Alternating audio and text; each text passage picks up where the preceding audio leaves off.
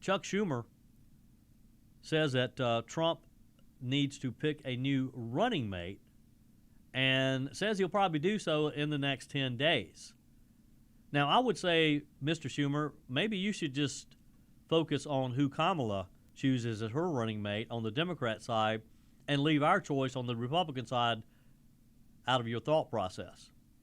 Schumer made this announcement yesterday as he was on CBS's Face the Nation.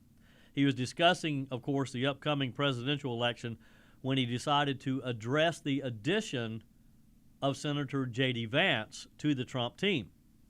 In cut number 2, he said he thinks that is an incredibly bad choice. The addition of J.D. Vance to this ticket, it's incredibly bad choice. I think Donald Trump, I know him, and he's probably sitting and watching the TV, and every day it comes out Vance has done something more extreme, more weird, more erratic. Vance seems to be more erratic and more extreme than President Trump. And I'll bet President Trump is sitting there scratching his head and wondering, why did I pick this guy? The choice may be one of the best things he ever did for Democrats. What do you mean? Now, the president has about 10 days before the Ohio ballot is locked in, and he has a choice. Does he keep Vance on the ticket, where he already has a whole lot of baggage? He's probably going to be more baggage over the weeks because we'll hear more things about him. Or does he pick someone new? It's his choice. Now, the discussion started over the weekend when Democrats pulled up a video or an interview that involved J.D. Vance. It was back in 2021, I believe, in which he referenced childless cat ladies leading the Democrat Party.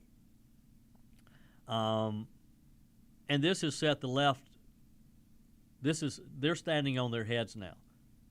People like Representative Alexandria Ocasio-Cortez being part of the group, saying that J.D. Vance took a step too far when he made that statement. Some say that it applies to Vice President Kamala Harris. Of course, one of her stepchildren was very quick to point out that she was the stepmom to them. The second gentleman, Doug Emhoff, has 2 children, I believe it is, with his previous marriage.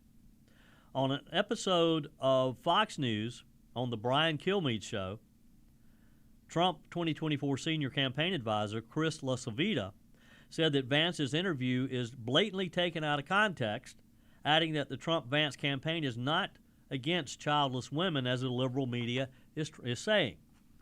Vance, of course, is the author of Hillbilly Elegy, a memoir adapted into a Netflix film. By the way, if you haven't read the book or seen the movie, you should, because this will provide you a glimpse into who J.D. Vance is if you're not familiar with his story. Wonder how many times that Netflix movie has been played in the last, 2 weeks since J.D. Vance became the official vice presidential candidate or nominee from the Republican Party. I went back and watched it. I'd watched it before, but I wanted to see it again. For the Democrats and for Chuck Schumer to be condemning J.D. Vance and saying that it was not appropriate for him to reference childless cat women. And again, Senator Vance was very quick to point out that he was being sarcastic. I guess the Democrats really don't have a sense of humor. We suspected that, didn't we? They're very serious people, Democrats are. Vance, of course, a Marine veteran, served in Iraq. He shot back during a campaign rally in Minnesota Saturday, saying, "Now I saw the other day Kamala Harris question my loyalty to the country." That's the word she used, loyalty.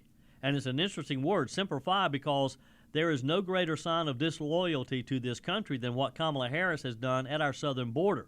He said, "I'd like to ask the Vice President, what has she done to question my loyalty to this country?" And he went on to talk about being a proud United States Marine, how he went to Iraq to fight and to protect our freedoms.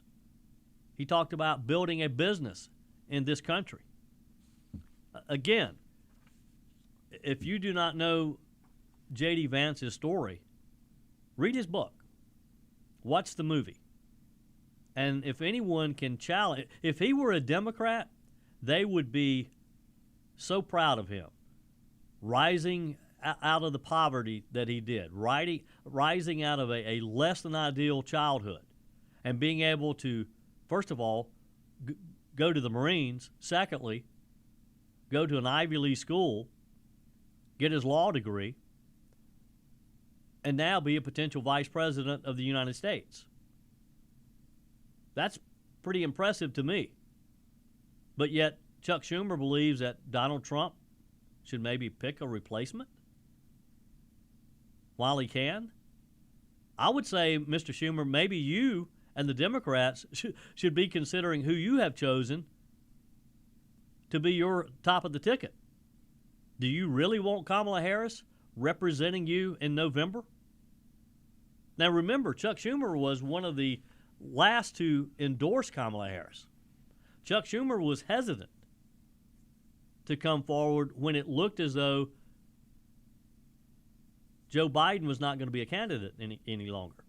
A lot of text messages coming in on the MyPillow text line. Texter says, if being mad about a comment about childless cat women is all Democrats have to point out about J.D. Vance, and Republicans are ahead of the game. We were talking earlier about Chuck Schumer saying that Donald Trump is probably regretting his choice of J.D. Vance, and basically suggesting that Trump will switch his vice presidential running mate in the next 10 days. I don't see that happening. Do you? Love to get your take on that. Texter says, Joey, you can always tell when you're over the target by how much you get attacked. Leftist liberals follow this rule explicitly. They're all coming together to attack J.D. Vance. I would tell him to stay strong and stay on task. And you're right. You're right. They are. If they're coming after you, then you have certainly gotten their attention. And it's going to be interesting to see how this plays out on the Democrat side, because, again, I'm just amazed at how quickly the Clintons, and even Chuck Schumer talking about Donald Trump's running mate, it took him a while to come around to the fact that Kamala Harris was going to be the Democrat Party, his party's top nominee. Chuck Schumer was not an enthusiastic Kamala Harris supporter until he read the writing on the wall, until the Clintons and the Obamas. And what role does Barack Obama play here? I mean, we have all suspected that Barack Obama has been pulling the strings behind the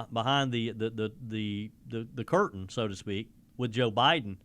Does Kamala Harris listen to Barack Obama like Joe Biden has? 800-655-MIKE, 1-800-655-6453. Let's take a quick phone call. Keith is in Greenville. Welcome to the show, Keith. Hey, how you doing, Joey? I'm wonderful. Hope you are, sir. Yeah, I am. Two questions. What does all these X's have to do with what's going on today? Like ex-President Obama and Clinton's, and I can understand all of that. Well, Obama is, Obama is still very influential within the Democrat Party.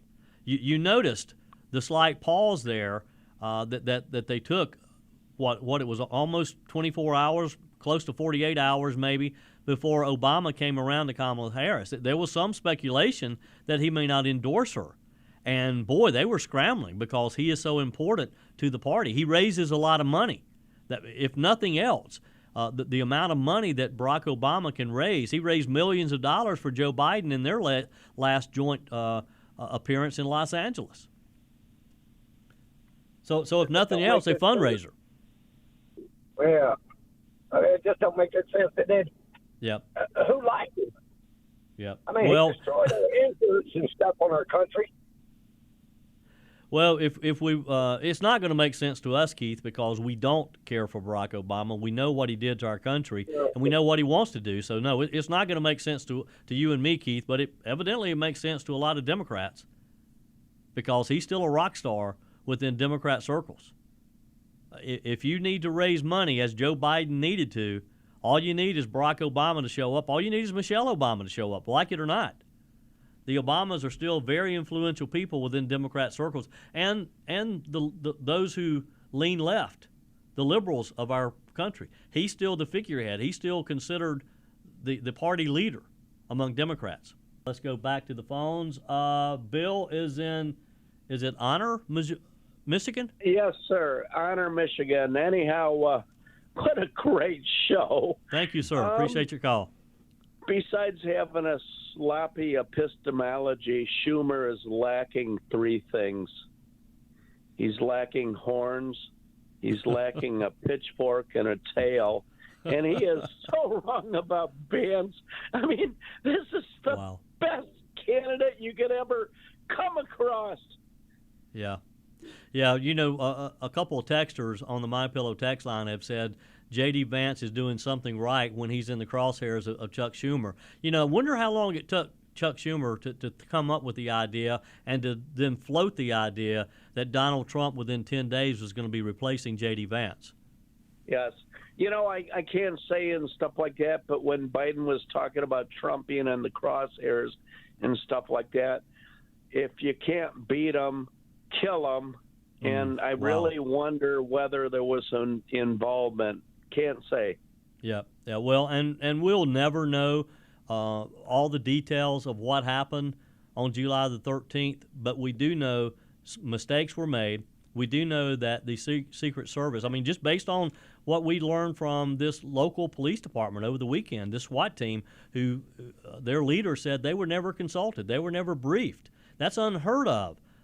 When you have an advanced team going in to an area prior to an event like this, local police are typically they're involved in so many of the meetings. And I know firsthand, my area here in the upstate of South Carolina, we've had a number of events over the years, and weeks and weeks and weeks of planning goes into this. And law enforcement, local law enforcement, they're very much involved. In this case, sounds to me like particularly this SWAT team, they were left out of the loop. Now, was that just incompetence or was it on purpose? Who knows?